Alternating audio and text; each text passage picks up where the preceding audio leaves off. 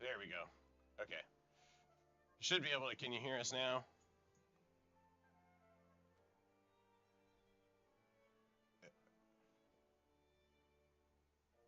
I know.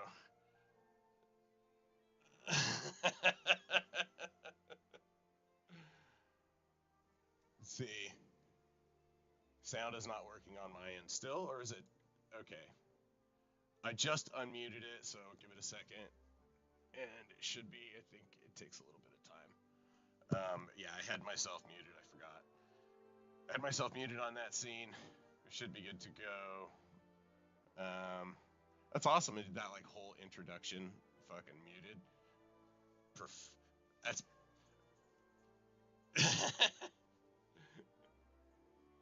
right. That's production right there. That's professionalism right here. So okay,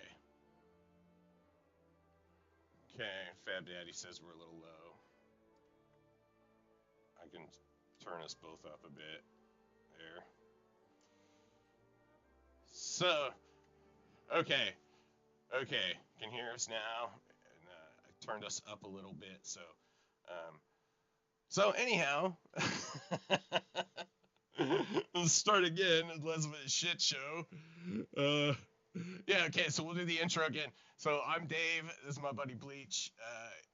We're simulcast. We're streaming on both of our channels at the same time. This is a project that we've been doing together called the Autist Circle. The first two episodes are over on Bleach's channel. If you want to check them out, we talked about Albrecht Dürer and Ilya Repin in the first two. This one, we're going to talk about Michelangelo Merisi de Caravaggio. This is oh.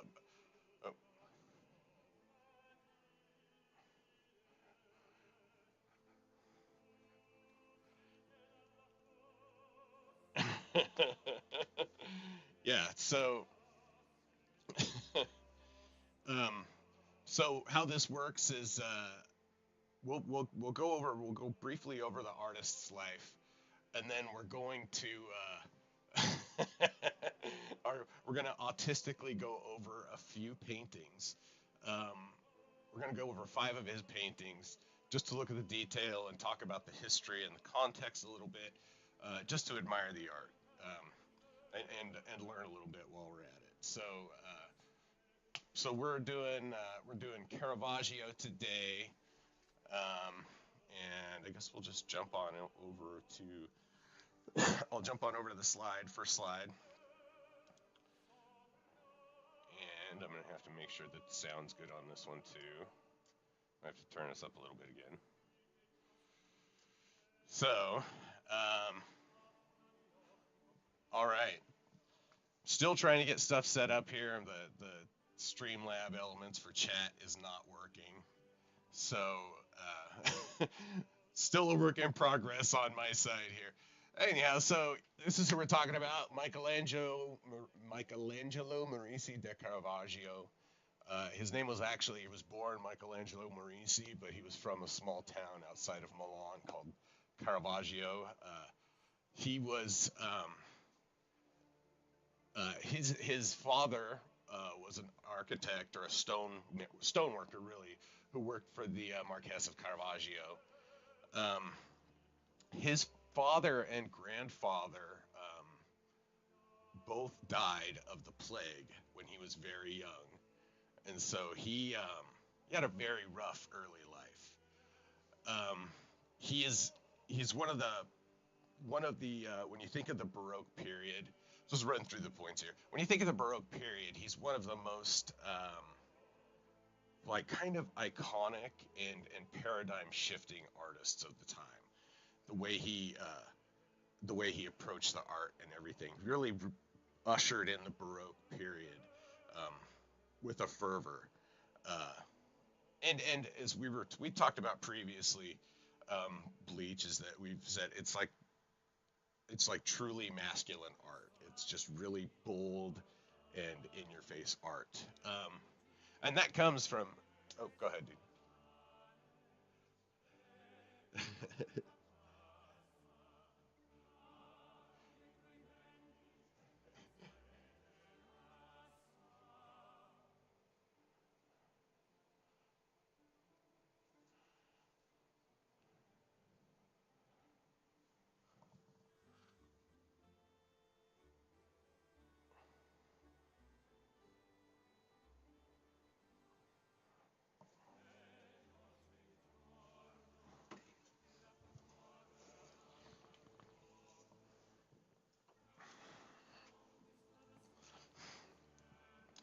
Yeah. Yeah, well, and that was one of his things was the chiaroscuro, or chiaroscuro, however you want to say it. His use of light was so iconic that it really did influence the rest of the Baroque artists in the period, and art from then on out was influenced. And he wasn't the first person to do it. The technique was originally developed like 500 BC by the Greeks, but nobody ever used it, especially not in at that period of time, because, like you said, this was one of the first like big. This was one of the first big.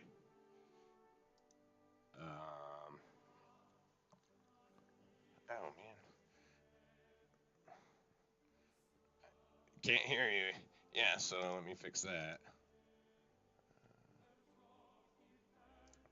Of course, I gotta. Oh, yeah. Okay. Okay. It's professionalism all the way down, folks.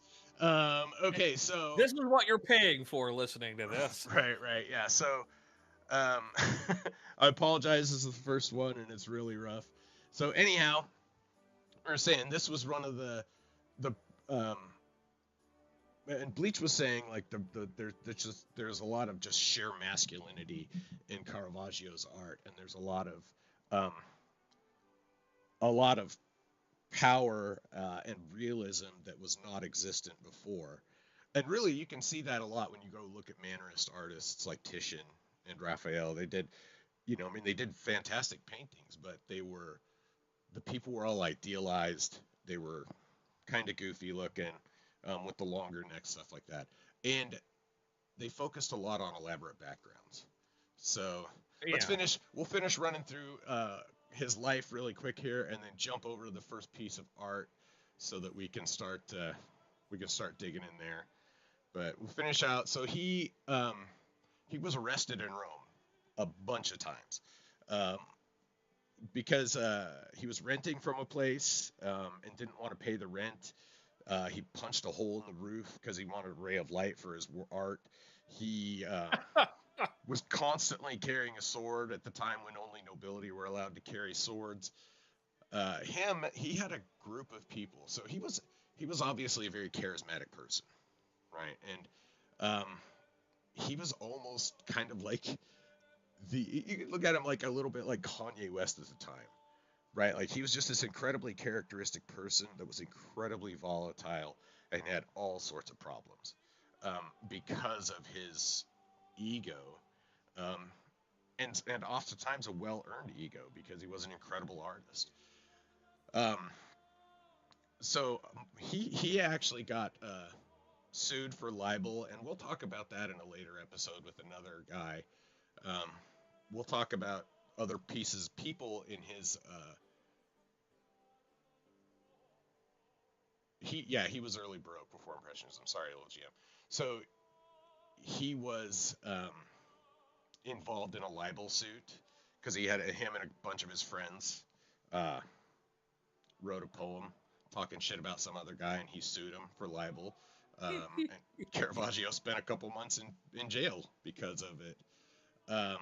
And then in 1606, so he got into a duel and killed Ranuccio Tomasi. Now, Tomasi was a pimp, and so it wasn't ever clear exactly whether it was over gambling or prostitute, because Caravaggio used a lot of prostitutes and stuff in his work.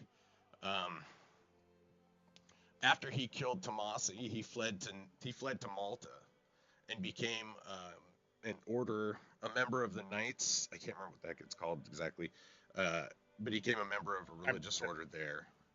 And the Knights of Malta. Probably that's what it was. Yeah, they were descendant from the Hospitallers. Oh, yeah. So he joined with them in order to ingratiate himself and hopefully earn a papal pardon, because after he killed Tomasi, he was declared outside of the law, meaning anybody could kill him. They just bring him his head for a reward.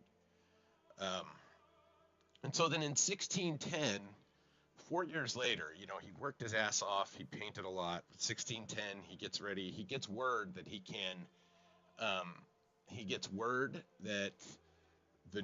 there's a nephew of a pope or someone powerful that he knows that will lobby for him to get the papal pardon that he needs. So he heads off to, he sails off to Rome, but they stop on the way, and he gets picked up and put in jail under a mistaken identity. They think he's someone else. And so by the time he gets released, the ship that he was sailing to Rome in was gone. But it wasn't just the ship, because the ship had a whole bunch of paintings on it that he was going to present to the Pope and to everybody, mostly to the nephew, to ingratiate himself. So those were the gifts he was going to give. So he got out. He saw the ship leaving. He chased the ship along the beach until he passed out, basically, and then basically he died in a hospital from there without ever actually receiving his papal pardon. Wow. Yeah, so that's it was really fascinating. Yeah. And he had a really tumultuous life. He started painting professionally, like not professionally, but he started apprenticing when he was 13. And he apprenticed under a guy who apprenticed under Titian. And so it was, he's been trained a lot, or he's been through a lot of training, or he was, like, there's a lineage of great masters behind him that he took influence from as well. But so this was so other major artists from the Baroque movement. We'll start moving into the paintings here, but they're just really quick. Other major artists were Rembrandt, Rubens, which is where you get the term Rubenesque for kind of a shapely woman, and Bernini was another one. It was also the Gentileschi's, who we'll talk about in later episodes. One of the key things of the Baroque movement, though, one of the key things that drove it was the move towards a counter-reformation. So this was when the Catholic Church was really going full on, trying to fight the Reformation. They wanted to bring people back to the Catholic Church, right? And so the church started commissioning a lot of art, and religious art became very popular. And so we'll bring us into one of the first ones, and this is not one of his first paintings, but it's one of the ones that made him, that really, one of the ones that it's still existing today, and it's really, it was one of the first pieces of art, like high art, that was displayed in public. It was in a public place so that other people could come and see it, and so it got a lot of kind of notoriety that way. But also, there's a lot of relatable things in this painting to people of modern times, because you can see they're all dressed in contemporary Baroque wear. They're not wearing like the old gear or anything. Correct. Yeah. They're all dressed contemporarily, and so. It would be interesting to, and it would have been noticeable to someone of that era, but not so much to us. But the manner and color of their clothing may have been an indication of maybe either flags of city-states, or perhaps certain families, like maybe the Tomasis, for all we know. Yeah. But yeah, it'd be interesting to see if there was some other subtexts being tossed in as well. Well, there's a lot here. So let's say, so this was inspired by, first off, it was commissioned by Cardinal Matthew Contarelli from the Contarelli Chapel in Rome. And apparently the audio is still low for Victorian Time Traveler. Okay, I'll turn it up some more, VTT.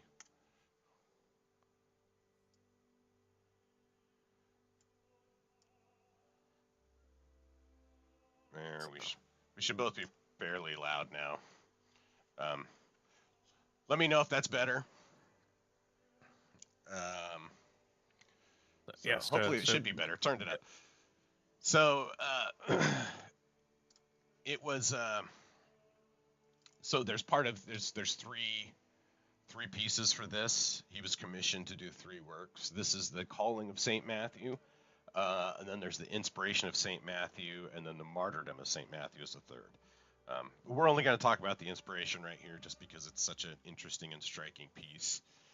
And it was the painting that it made him the most famous painter in Rome for a time.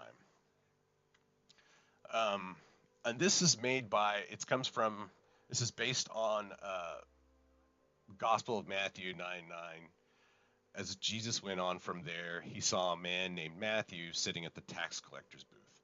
"Follow me," he told him, and Matthew got up and followed him. So there's a lot of interesting things in this painting.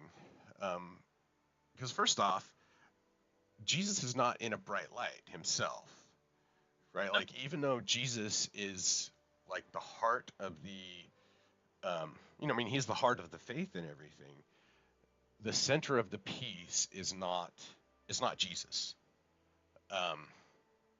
And it's almost like, it's Matthew for sure, but it's almost the true center of the piece is really the light. Yes. And I mean, look at just how striking that is, especially if you excuse me, look at, Rapin, who did amazing works of light, but you can see where this was one of the first real heavy uses of shadow in that manner that would inspire some of the artists we've already covered. Yeah. Well, and this was such a dramatic departure from the Mannerist and Impressionist and the High Renaissance stuff that came before, because it is so dark. And part of that darkness comes from Caravaggio's technique. Most people will start with a light base and then paint dark on top of it. And he always started with a dark base and then built his light tones on top of it. And which plays really well, because you can, like, the outline of Jesus is really good. There's a lot of detail there, but it's so dark that you can barely see it. So, because it's not meant to be the focus. You can look at the hands. It's kind of interesting when you look at the hands, because they're all pointing. They're all pointing this way. And then this is, of course, Matthew here. And this mirrors the story, supposedly, in the Bible, is that when Jesus calls Matthew doesn't believe it's him. He's like, "No, me?" He's like, "Look, no, this guy? You mean this guy? No, yeah. no, I mean you."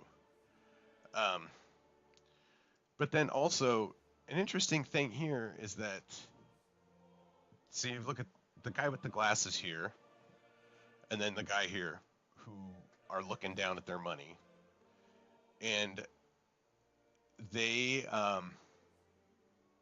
unimpressed by Jesus. They just don't care that Jesus has walked in.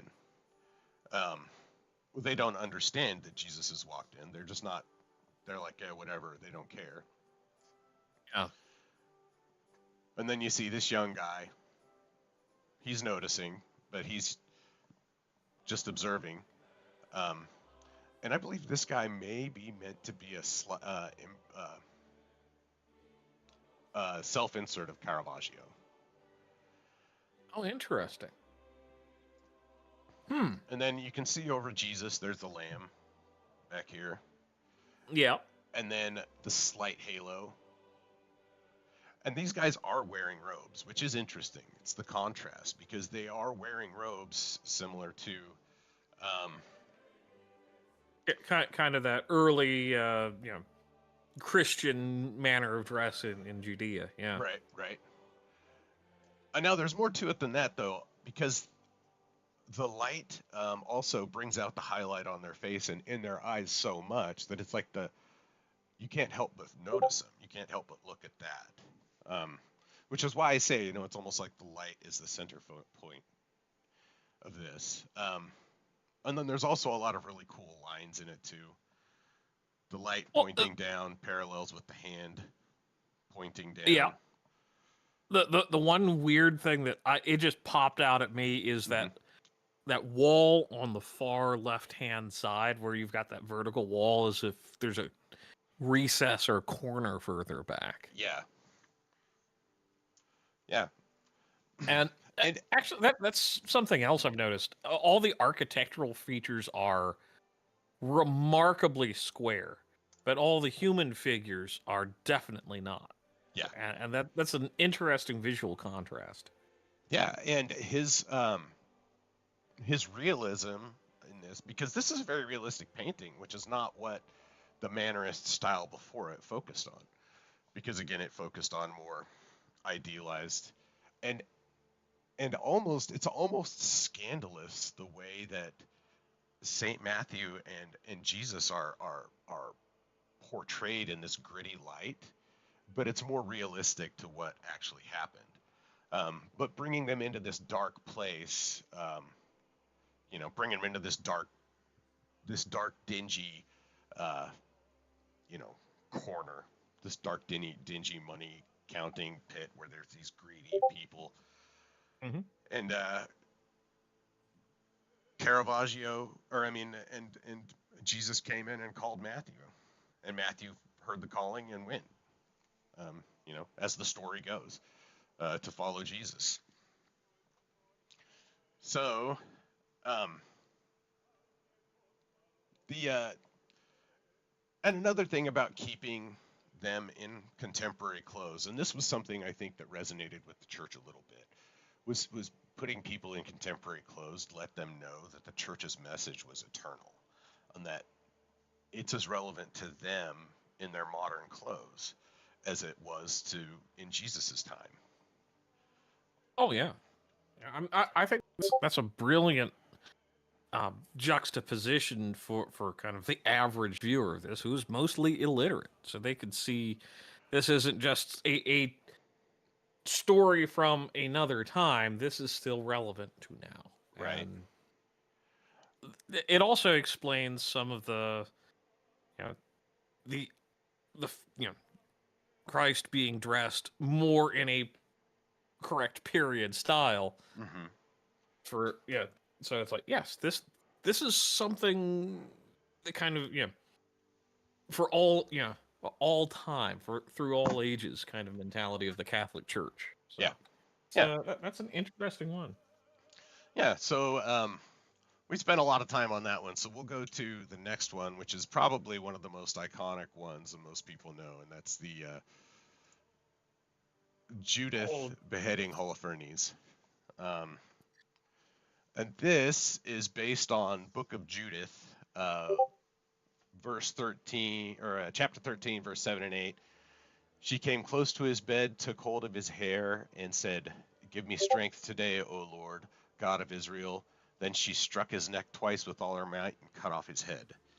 So what this is referring to is that Judith, so Holofernes was a general who was coming to take over. He was coming to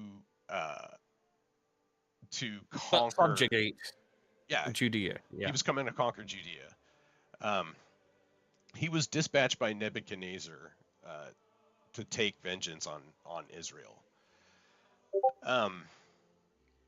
And they had no real way to, like, they were going to get crushed, right? The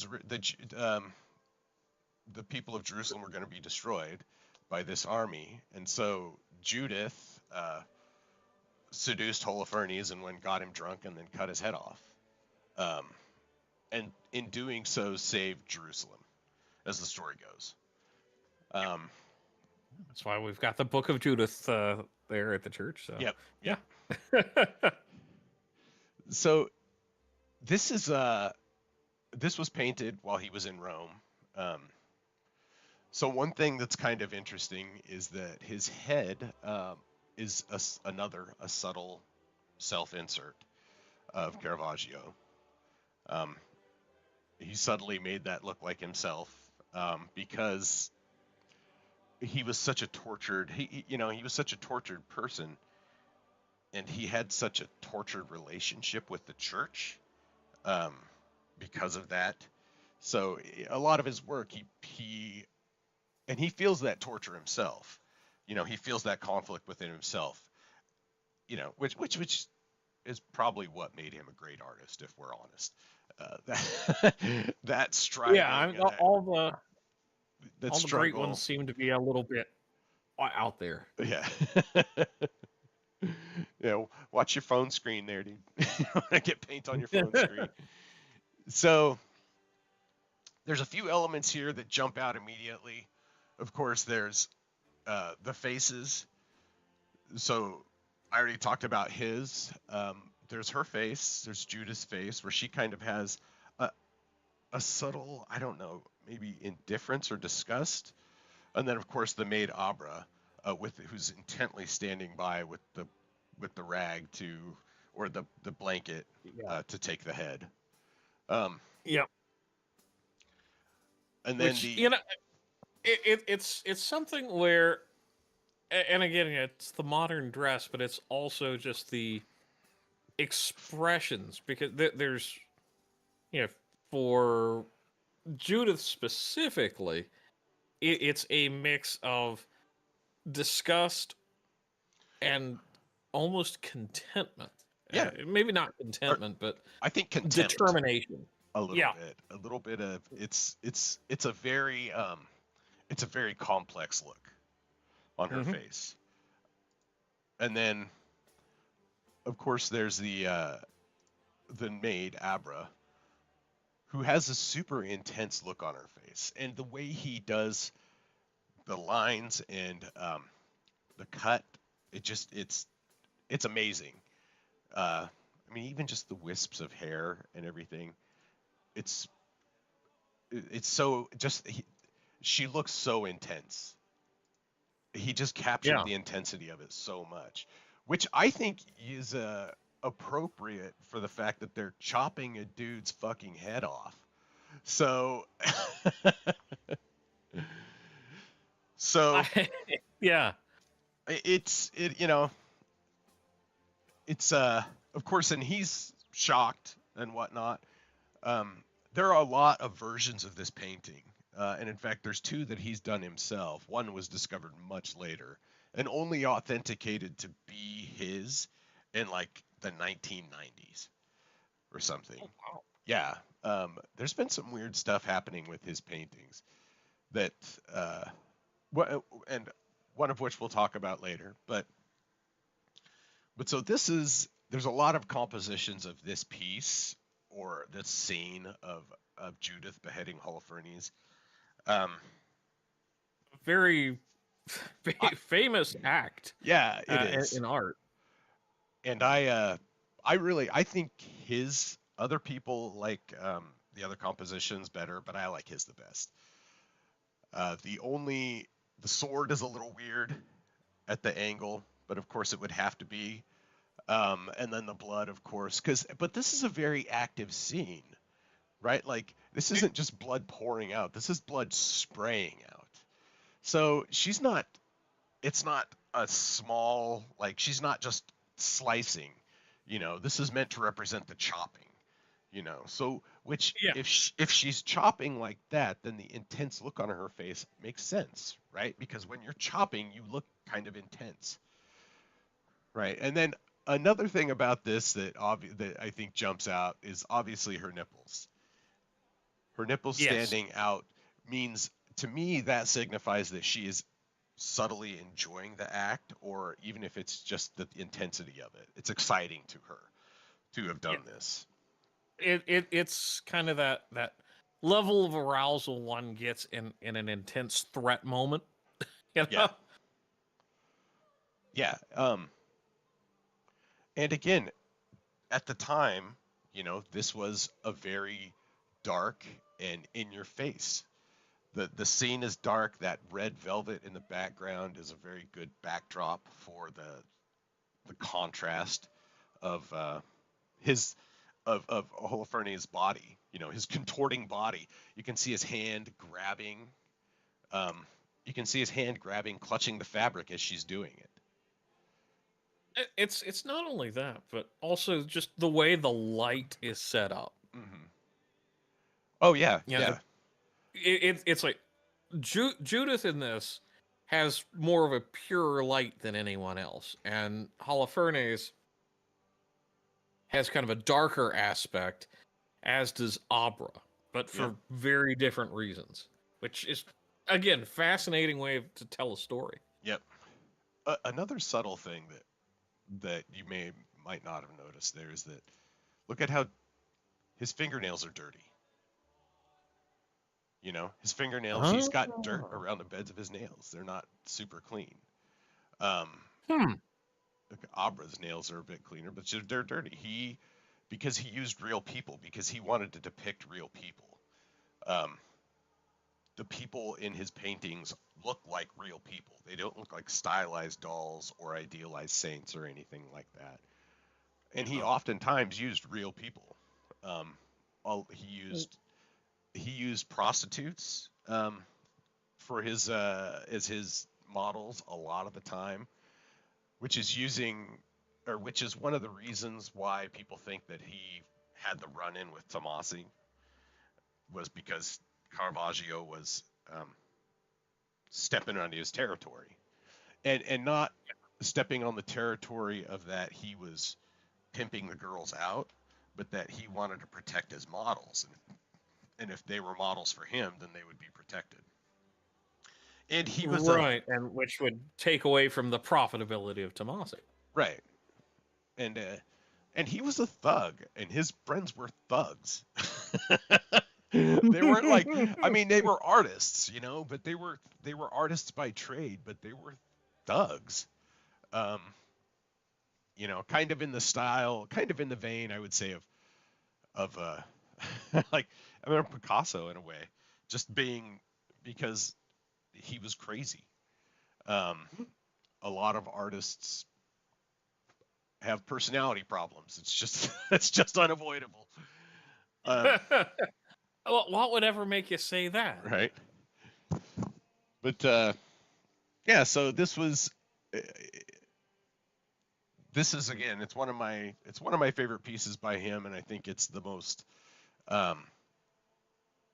one of the most like iconic ones of modern time. It's one of the ones people recognize or even think of most when they're talking about Caravaggio. Yeah, because this one and what's it, the beheading of Goliath, and I think Salome as well are all like, for some reason I always associate Caravaggio with beheadings. Yeah. Well, he did. And that's unfortunately it's not one of the ones we're talking about, but his painting of David with the head of Goliath was one of the tributes he sent to Rome to get a pardon. And in that painting, Goliath's head is a picture of Caravaggio. He put his own head in David's hand and presented it to the Pope. So, all right, jump into the next one. This one is The Taking of Christ, which was done in 1602. This, of course, portrays the scene where Judas kisses Christ on the cheek to let the soldiers know that he's the one. Excuse me. And this layout was subtly based on a painting, actually, or a woodcut by Dürer. No kidding. Yeah, let me see if I can pull that up here real quick. Hmm. But That's that's an interesting that we keep kind of like falling down the same thematic and inspirational roots right, so far. So put that in this here. Yeah, so you can see there's kind of a scene. This is the Durer woodcut, and you can see Judas kissing Jesus in the garden, and then the guards rushing in to take him. So that's what's happening here. And again, there's a lot going on in this scene. Back here, this is Caravaggio. He put himself in the scene. He's put himself in the scene watching Jesus get taken by the soldiers, but lighting, like holding up a weak light. The light isn't really bright enough for the scene. It's not lighting up the scene, as you can see. It's only pretty much providing enough light for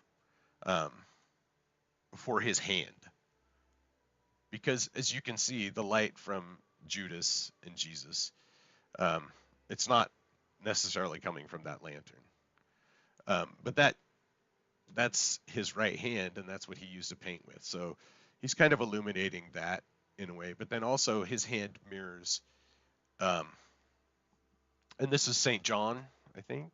Let me get back to the slide. Get back to my slide here. Yeah, this is St. John fleeing. And again, his hand is in a very similar position to, even though he's holding the light, their hands are still kind of both palm, like the wrist is in the same position on both of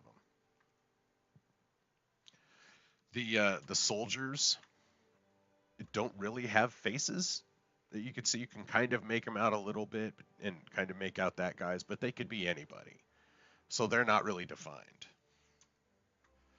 But the act of betrayal itself is put in a really bright light. So again, the use of the darkness and the light highlights the faces, and it highlights them in such a way that really gives you, like, I mean, look at this. Look at the face on both of these faces. The detail on them is so amazing, and you can see the emotion on Jesus's face there. And then again with his hands is another thing. Jesus with his hands clasped together and down in a submission, like in a submissive way, like because Jesus always knew that Judas was going to betray him, and so he was ready for it to come. And it's an image of Jesus kind of serenely accepting the betrayal. Yeah, there's also an element of inhumanity on Judas's face, and almost what could be his just above his head with that red fabric. Yeah, the robe, almost horns. It's an interesting bit of pareidolia that's been kind of inserted by Caravaggio. Yeah, and they've actually X-rayed this painting and seen, and you can kind of see it a little bit here, because Caravaggio never did sketches. There's literally 0 sketches from Caravaggio that exist on this planet, because he just painted. He would take the edge of his brush and do a little outline of what he wanted to do, and then he was gone. He would just paint. And so he would change things every now and then. And so you could see where Judas is right above his ear. There's a little bit there. He readjusted Judas's head at some point. Judas's head was higher up originally in the painting, and then he put it down. That explains kind of that blur above the top of Judas's head as well on that fabric. Now that's fascinating. And this is, again, it's like I said, he started with dark on light. You can see on the edges here, this is where a frame was, because of course it was framed originally, but you can see the dark base coat that he used to start with. Yeah. And then he builds his palette on top of that. That's just such a remarkable use of light the way he's doing it too. Right.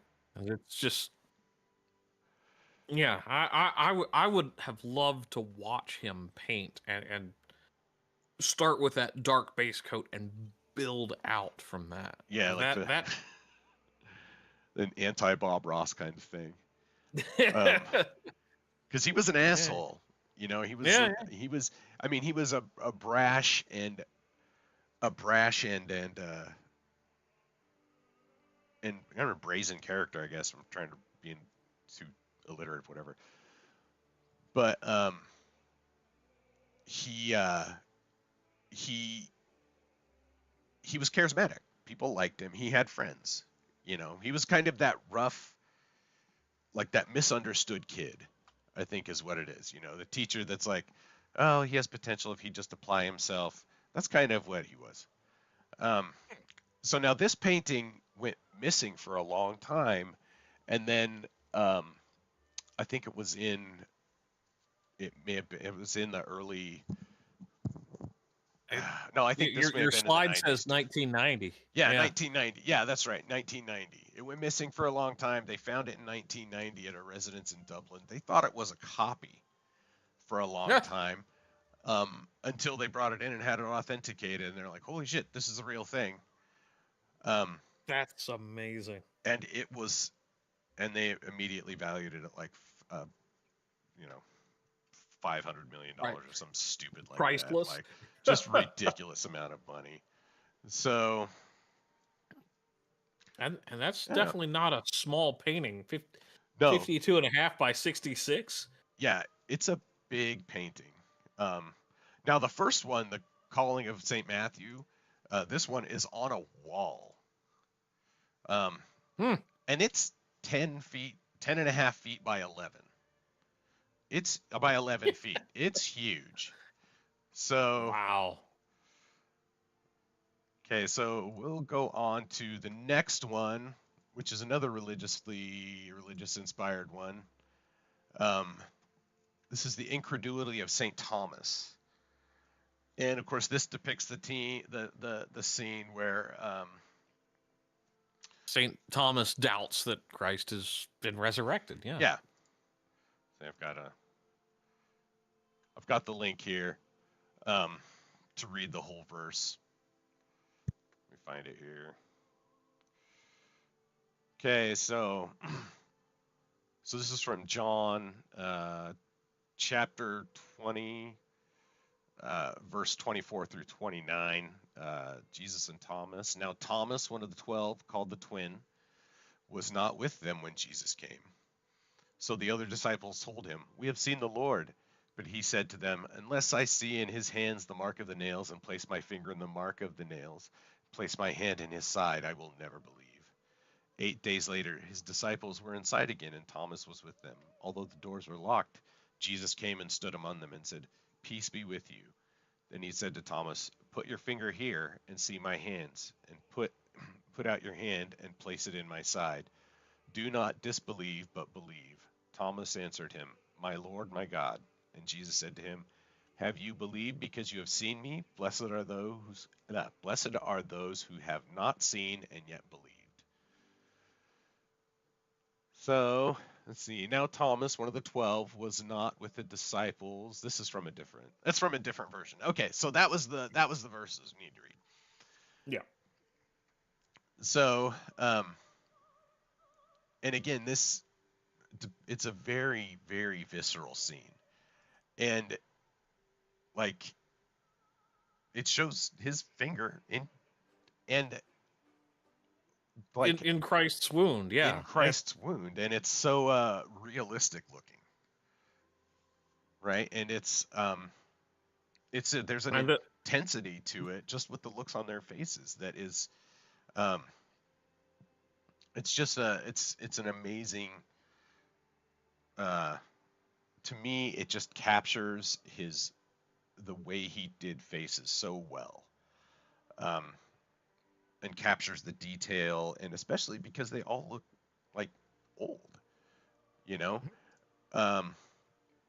they're all they're all old, wrinkled men. But that's because the disciples weren't necessarily meant to be super young guys, I guess. But this shows like the intensity of them. Like, that's not just Thomas, that was doubting. The No, other ones wanted to see what, it too. John and Peter. Yeah, and John and Peter. Yeah. Yep. They wanted to see it too. Now, not that they didn't believe, but they wanted to see it too. And again, it's a visceral scene where he's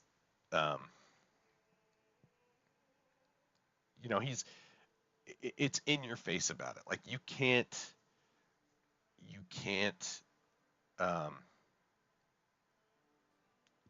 I'm trying to think of the way to put it.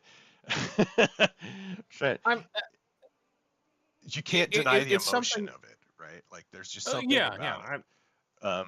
And well, there's also the intensity on the faces of the saints, but the only way I could describe the painting of Christ's face here is one of forgiveness. Like kind of if a kid breaks a lamp and they're really sorry, and it's like you're a little disappointed, but you're mostly like, yeah, it's okay. Yeah, it's just a lamp, kind of a expression, and that's the way I'm interpreting it. Yep. And again, this is only characters. There's not a big arch. There's not a big background. See, unlike with Repin, all of his paintings had really amazing backgrounds because he was capturing the realism of an entire scene at the like how it happened at that time, at that place. As to where I think Caravaggio is really trying to capture the emotion and the feeling of the piece, and trying to make it well, I guess trying to convince you of it. It's not only that, but I not just trying to convince the viewers. It's also kind of stripping away the background, all the noise in life, and just focusing on this moment rather than getting it all mixed and stirred up with all these extra wonderful details, which no doubt he could do, but the focus of the piece is the Incredulity of Saint Thomas. That's right. As titled. Yep. Yeah. And I think that's something where if you had all the other elements like you'd see with Repin or Dürer or anyone else, you would kind of lose a bit of the awe of this image. Yes, I agree. 100%. Which again, I think it's another reason why they loved him for his work. The church loved him for his work. Yeah. They hated him for a person, but they loved him for his work because it's so it's just so in your face. So we're coming in on the last 10 minutes, so we'll jump over to the very last one, which this is a throwback to his. We're going to go back to his beginnings, or when he first started getting notoriety. This one's called Cardsharps, or Cardsharps, as we say now. But it was it's a depiction of kind of the gritty street life at the time. He painted this while he was trying to paint on his own and try to make a name for himself. So he was really desperate. And at some point he was even like literally on the street painting, to sell paintings for people. But this one is one of his more famous ones. And it was really early. He did it in 1594. So the other ones we've looked at were all they were all after this. This was a long time. This was when he was still early in his career. So you can still see the Mannerist influence in this, in that, the background's light and it's not as focused on the dark, and the people do look a little not quite as gritty at Yeah, first I mean, glance, you know. for a street scene, you would expect maybe duller colors on everyone, more than just the ripped gloves. Yeah, but And so I think what? it's really like the more you look at it, the more of a story it tells. You keep finding more and more little things. So the ripped gloves, and this guy, he's looking over this guy's shoulder who's in really nice clothes. He's in really nice clothes. He's looking over his shoulder, signaling to this guy, who's obviously he's got the cards in his back pocket, but he also has the dagger on his hip. So that kind of signifies that he's dangerous. This is a street life scene, and Yeah. and probably one that he'd seen play out on his own and could I, I potentially have been a part of at some point. I would almost wonder if there was kind of a self-insert of his youth here. That's that could be, but it's probably a scene that he actually dealt with before. Mm-hmm. An interesting detail that I noticed that you can't. So this guy has a very faint mustache. Yeah. It doesn't become really. It doesn't stick out right at first until you zoom in. You can see it's a slight detail that I think it's interesting, and it adds more to this character because that slight mustache gives him age, as to where this guy looks young. He looks young and soft and, easy to be taken advantage of. And so this guy's, younger, slicker guy, and this guy is, he's his partner in crime, obviously. But in a sense, this is kind of a scandalous thing to paint, right? Like why would you depict For that this? time period, yeah. Yeah, Yeah. why would you depict this? Um, well, because it's what he saw, and Caravaggio really, much like Repin, he really wanted to bring art to make art relatable to people, and he wanted art to be available to people. So, because at the Yeah. time, artists weren't, art wasn't readily available to everybody unless it was at a church or something like that. There wasn't a ton of museums. Um, and most poor people never got to see anything like that except for outside of the church. Yeah. So, Yeah. Well, it also, looking at the style here, if you just change that to a darker background, it's suddenly very emblematic of his other works. yeah. So you can see, those elements really start to focus. Right. And also, the fact that you can make out the numbers on the dice is Yeah. fantastic. Yeah. I mean, in this tablecloth, again, very, I would say, almost Repin-esque, Mm-hmm. with the realism of the pattern drawn, and just like he's done the angle, he's got it perfectly drawn on, perfectly painted on there. And again, he just painted that. He didn't draw it out first. And and something back. We're jumping around here because my brain's all over the place with it. That's fine. But it is just so fascinating. But making this a relatable image to a broader audience was probably long before his time, as far as something to really get out in the public eye, which is probably why he had to go more into church art. Was who was who's going to be a patron of this is kind of the question. Right. I mean, and there were people at the time that did, they painted still lifes, which still, that's like the boilerplate thing. People would just paint still lifes, and then if somebody, it's kind of like you go to Ross or even Walmart now, they have art. It's just, crappy mass-produced prints of like New York City or whatever. And it's kind of similar to that. Like these guys were just churning out crap just to sell, because it was a trade, right? It wasn't like a leisurely pastime. Like these guys were doing, these artists were hustling, you know, kind of like these cheating guys there. These guys are cheating. They're hustling. They're hustling to make a living. Caravaggio had to hustle to make a living for most of his life, most of his short life.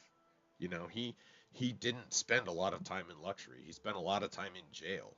There was only a few times in his life where he was taken care of fully. And also but moving into, I guess going back to talk about like his movement, his moving into religious art, is that the religious art was really the way to make a living, right? Because those were the people that had all the money. The church had all the money, and then the nobility.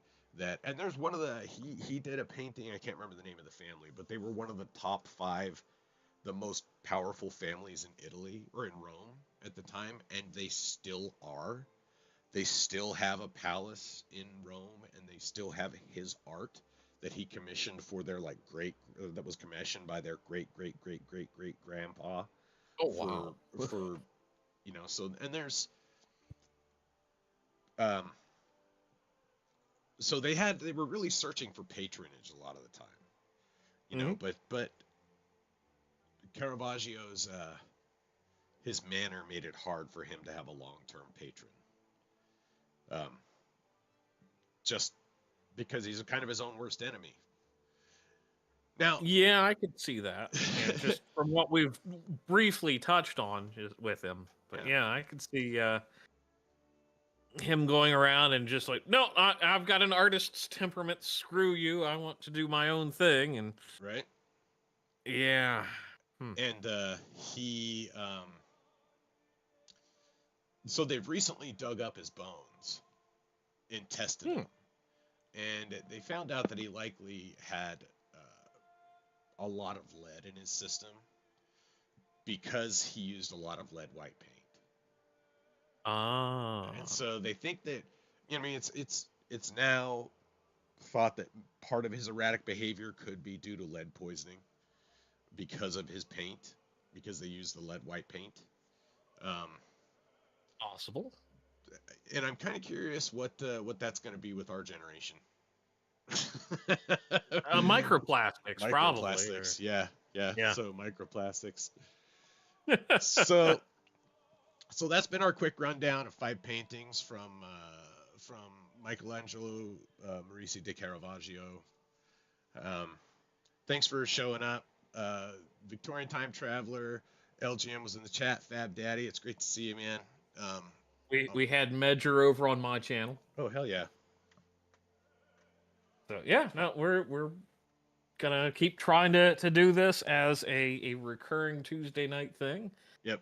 As often as we can. Yeah, no, I find this such a fun dive. And for only spending about an hour, I think we cover a lot of ground with these just amazing artists. Yeah. Or autists, even. Yeah. So yeah, that's it. We're wrapping up here. Next week will be Orazio Gentileschi, who was one of Caravaggio's friends, and we'll talk more about the libel suit then. So yes, because that should be a lot more fun. Yeah. So thanks for coming out, folks. It's good to be back, and I hope you all have an awesome week.